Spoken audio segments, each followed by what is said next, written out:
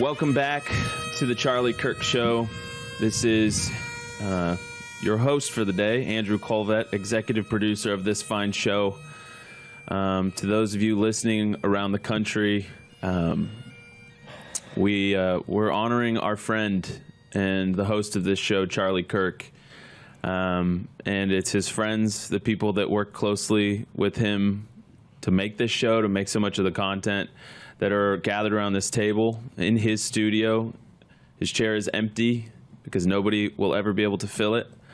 But we wanted a chance to tell you about the Charlie Kirk that we know and that we got to see up close. And we have Jack Posobiec, the great Jack Posobiec, the great Blake Neff, and the great Tyler Boyer, all gathered with myself, Andrew Colvett, executive producer. Our team is telling us that people want to hear more personal stories that you wouldn't have seen if you didn't know Charlie. So Blake, the floor is yours. Tell us a story about Charlie that you think people would like to hear or that I haven't heard yet. Man, I'm thinking of a few things. Personal stuff. I think one of the things that always impressed me about Charlie was his immense personal discipline about everything he did. He had, his day was very ordered. Everything he did was very ordered, and he didn't deviate from that. And if you, asked him about that, he'd be like, well, this is the smart thing to do. Why would I do something different? And the thing I'd always tease him about is the number of foods he ate, which is about 4 or 5. Yeah.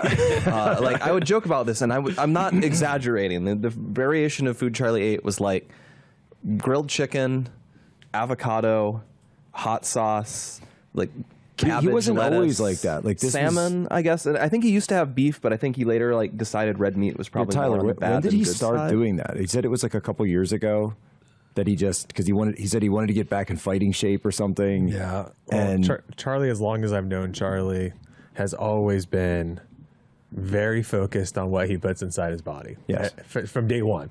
I remember, because when I first met Charlie, I was skinny, and then I got, dad fat. Less skinny. you got your road layer. I got dad fat. I put on the pregnancy weight a few times throughout that cycle. Campaign 30. But Charlie was always, and he would always kind of yell at me, and Andrew, I'm probably sure you've had some of these situations. Blake probably hasn't, but never got yelled at for what he eats. But he would be like, because I would pound sodas, and I was like, oh yeah, and then it caught up with me. I was like Charlie's sin eater because I eat everything. But he would eat piles of singular foods, so it would be stacks of broccoli. He would order that, steamed broccoli, or he would order just meat. Right, it would just be meat, and then he would pound through it. He would eat as we're talking, like we didn't have time to waste as we were going. It would just eat. Later in life, I think he enjoyed meals a little bit more. But the early was we were going. He's always in the travel, ready to go, and he would just eat. And I would just sit there and be like, because I would order a normal sandwich and drink a drink, but he would just eat to eat, but it was always healthy. And he would always be like, you're going to eat that? He would look at me like, you're going to eat that? You're going to put that? I actually remember, the night, I'm pretty sure we were all there too. It was the night of the RNC when he gave his speech there, not the 16 or 20, but the 24. And I want to correct me if I'm wrong, but didn't he have a couple of chicken wings? And he made a huge deal about it. He had a couple, and we had a huge pile. Yeah, we had a huge pile of stuff. Cartoonishly vast pile. But it was each, as Tyler was saying, each box was a separate food, and then we had a whole bunch of chicken wings that we were all just chowing down on. And he goes, I will allow myself to have a few. Well, and that was he would find something he liked, and early on he used to say this all the time. He'd be like, you could build a religion around those things. Yeah. Have you ever heard that? He said that so many Have you ever heard him say that? Yes. We could build a religion around this? You could build a religion around this thing. When he found a food he liked, he'd be like, you could build a religion around this thing, or that thing, or whatever. But it's the first time he's eating it.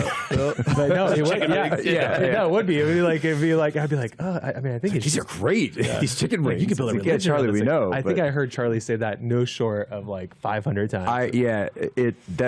There's certain set phrases that were just the Charlie phrases, and when you say them, you could just hear it in his voice because that's the only guy who talks that way.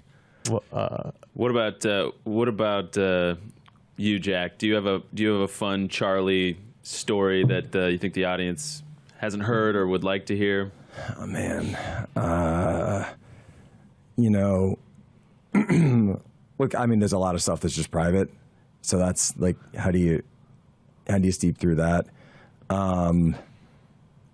You know, I'll tell the story that in you know, from last year though, that I think is just kind of a funny thing. So Charlie worked so hard on these campus tours that people don't realize that he worked himself sick last year, and there were, I don't know, 2-3 weeks where he had no voice.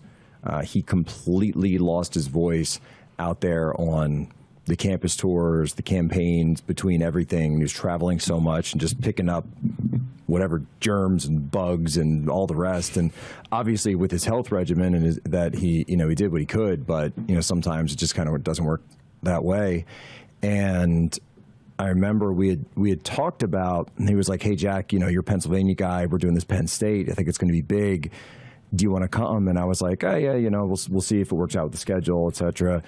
And then a couple days before the event, the day before the event, he sends me this text and says, "Jack, we need to talk." So we need to talk. I lost my voice. So then I call him, and he immediately hangs up, and he texts me back, and he said, "Jack, I can't talk. I lost my voice.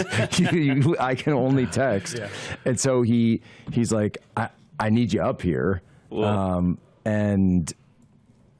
so I get up to Penn State, and the entire time we're there, and I'm with him, we're spending time, and he's like sending me text messages or just writing stuff on his phone. And you're like right next to him. Yeah, and he's like showing it, and I'm like saying it or tweeting it or whatever it is.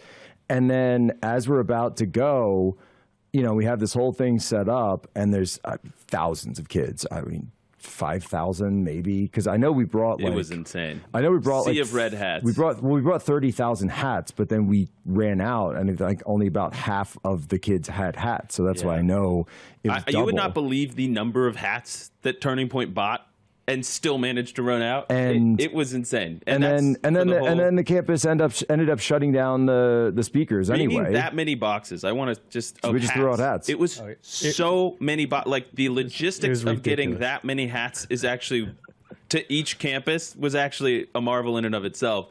And you're reminding me of go ahead. I don't know if you had something you wanted to add, Tyler. No, I was just going to say that the miracle of the organization of Turning Point being able to do all those things is what enabled so much of Charlie Kirk, right? Charlie wanted to be enabled all the time with every little crazy idea that he had. I would call him Charlie Kirk wild goose chases, like with stuff. We would just be like constant stuff, right? And it was just like trying to channel where those things would go. But the enabling of the staff to do the things that needed to be done, because Charlie was almost always right on these things. He was always right on. He was annoyingly almost always right. Almost always right. And when you got one that was right, you were like you would make a mental note and be like, because it was 99 to 1. But where he wanted to go with everything was always right, and he knew he had the vision. And the people who helped execute that deserve a ton of credit. Every person, I look at the videos from the campus tours. Every one of our activists that is there, that's volunteering to help hold microphones, to, you know, standing in the gap there, especially in such scary times as where we're at today.